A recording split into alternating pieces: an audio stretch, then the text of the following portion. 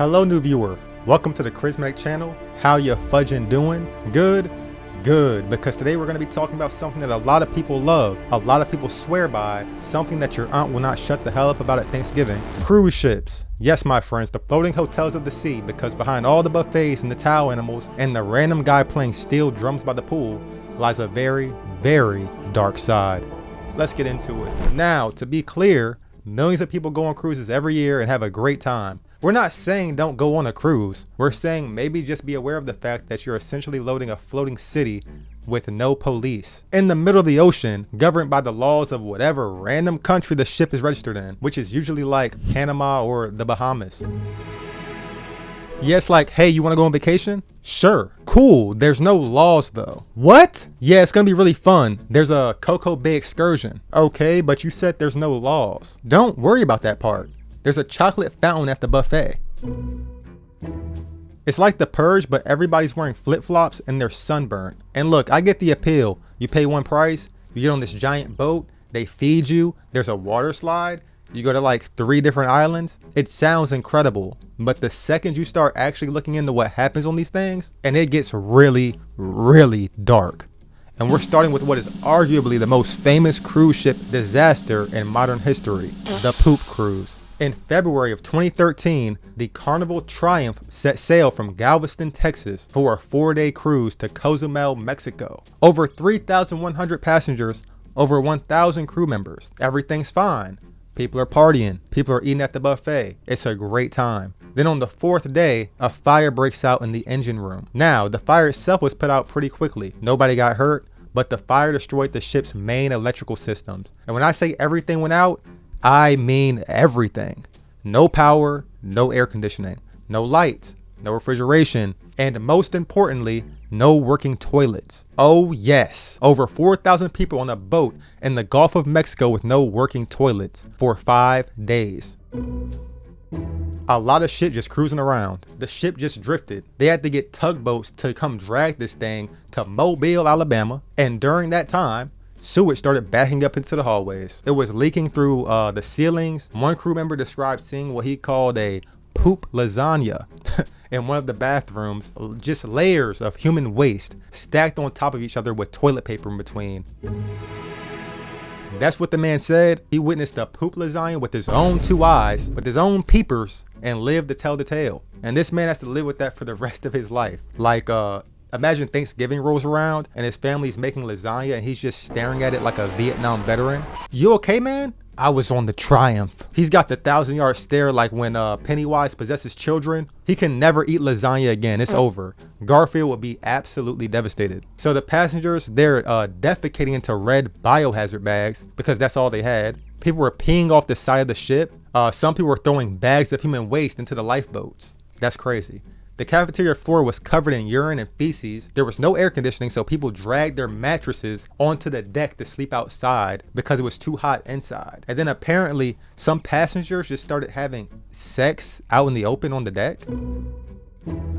Yeah, listen, when society collapses, it happens fast. Day 1, you're at the buffet getting shrimp cocktail. Day 3, you're sleeping on a mattress on the pool deck, watching 2 strangers go at it next to a poop bag. That's how fast it falls apart. That's how thin the line is between civilization and Lord of the Flies. The best part is that Carnival initially put out a press statement calling it an inconvenience and discomfort. An inconvenience? Bro, an inconvenience is when the ice cream machine is broken. Like when the elevator is out of order or something. We can't go on that. This was a floating biohazard. Like people were making SOS signs out of bed sheets and they're calling it an inconvenience. Yeah, we apologize for the inconvenience. Sir, there's a poop lasagna in the bathroom. And here's the kicker. Documents came out later showing that Carnival knew the ship had problems before it even sailed. Only 4 of the 6 generators were working. The diesel generator that caused the fire was over a year overdue for maintenance. They had 9 separate fuel leak incidents. Yes, 9 in the 2 years before the cruise. This ship should have never left the dock. Yeah, they just sent it out full of people, full of families, and then it all went sideways. They were like, oopsie, here's $500. You just lived through the apocalypse on a boat and they hand you $500 and a voucher for another cruise. Like, and who in actuality is using that voucher? Who's going back on another Carnival cruise after that? This time, it should be better. No thank you. I will never forget the lasagna, dude. It's sketched in my memory for the rest of my life. They did. They spent $115 million fixing it up and renamed it the Carnival Sunrise. Yay, Sunrise! It's supposed to sound all good, which is the most corporate rebrand in history. Like it's a whole new ship. It's not a new ship. It's the poop ship. You can put a bow tie on it all you want. It's still the poop ship. Also, people just vanish. So the poop cruise is horrifying, but at least everybody survived that. Let's talk about something way darker. People disappearing on cruise ships. Because this actually happens a lot, more than you think. Over the last 2 decades, roughly 400 people have gone missing from cruise ships. And when I say missing, I don't mean like, oh, they're at the buffet. I mean, gone, vanished, never seen again. And in most of these cases, the cruise lines just kind of shrug and say, they probably fell overboard. Case closed. Let's keep sailing. Ahoy, matey.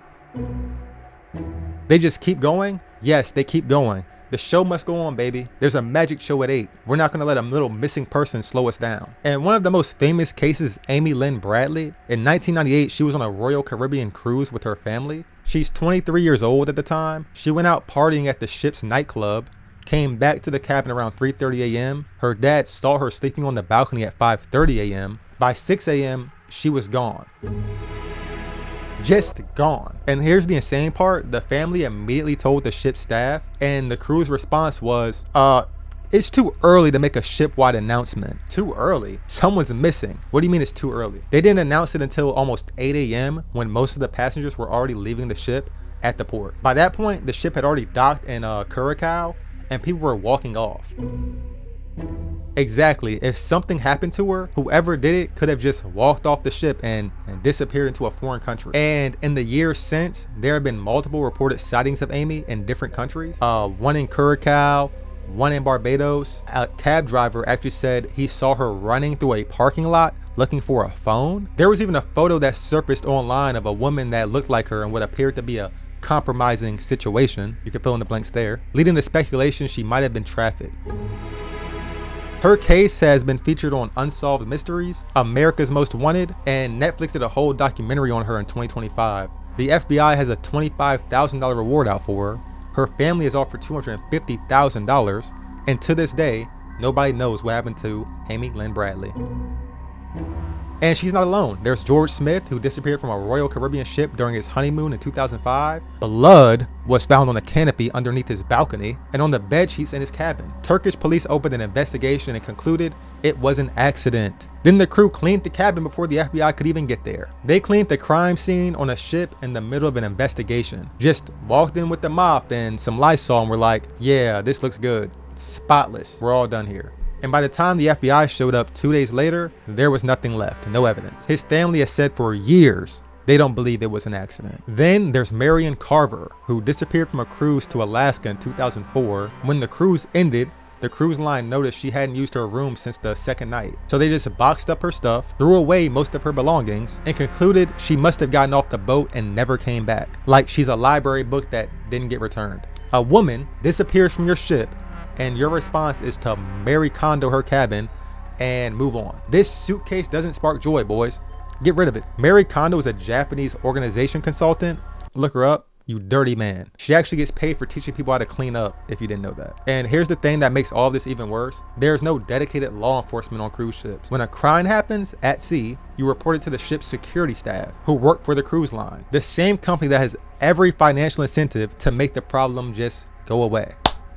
Then the captain reports it to whatever country the ship is registered in, and those countries almost never investigate. So there's just no accountability anywhere. One maritime crime expert straight up said that a cruise ship is an ideal place to commit a crime and get away with it because there's no police. Evidence gets contaminated or cleaned up, the ship pulls into port, and people just get off. And the jurisdiction is so confusing that nobody even knows whose job it is to investigate. It's literally a floating lawless zone with a chocolate fountain. There's also a crime problem. This ties directly into the sexual assault problem on cruise ships. And I want to be serious here for a second because this is genuinely horrible. In 2024, there were 120 reported sex crimes on cruise ships that sail out of the US, and that's just the reported ones. violations. As we all know, that number is almost certainly way higher because most sexual assaults go unreported. And on a cruise ship, the conditions make it even harder to come forward. You're in the middle of the ocean, there's no police, you report it to the ship security, which works for the company that you're on the ship with. Victims have described feeling pressure to resolve things internally or being discouraged from filing formal complaints. And this isn't just passenger on passenger. Crew members with cabin access, housekeeping staff, room service attendants have exploited their access to passengers' rooms. One woman even testified before Congress that a Royal Caribbean security guard got her cabin number, came to her room in the middle of the night, forced his way in, and assaulted her. And when she reported it, the ship just kept sailing with the guy still on board. He wasn't confined to his cabin until 2 days later when he changed his story. For 2 days, the guy who assaulted her was just out there serving cocktails or whatever. And then, because of how cruise line tickets work, if she wanted to sue, she had to file in Miami. She lived in Sacramento and the ship left from LA, even though it happened in international waters heading to Mexico. The fine print on your cruise ticket says you have to sue in Miami. They've covered every base. The whole system is designed to make it as difficult as possible for victims to get justice. A law passed in 1920, the Death on High Seas Act, actually limits what families can recover